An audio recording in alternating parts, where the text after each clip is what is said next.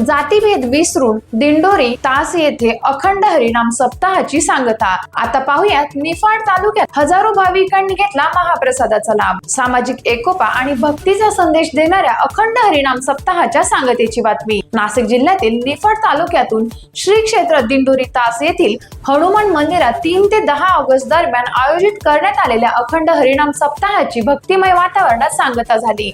या सप्ताहात गावातील सर्व सामाजिक नागरिकांनी जातीभेद विसरून एकजुटीने सहभाग घेतला। विशेष म्हणजे नवतरुण पिढीनेही या धार्मिक उपक्रमात उत्साहपूर्वक सहभाग नोंदवून सामाजिक एकतेचा संदेश दिला। सप्ताहादरम्यान दररोज दुपारी श्रीराम कथेचे आयोजन करण्यात आले। त्यानंतर महिला आणि पुरुषांनी एकत्रित हरिपाठ, मृदुंग आणि फुगडी नृत्य तसेच सायंकाळी अन्नदान करण्यात आले। दररोज हजारो भाविकांनी महाप्रसादाचा लाभ घेतला।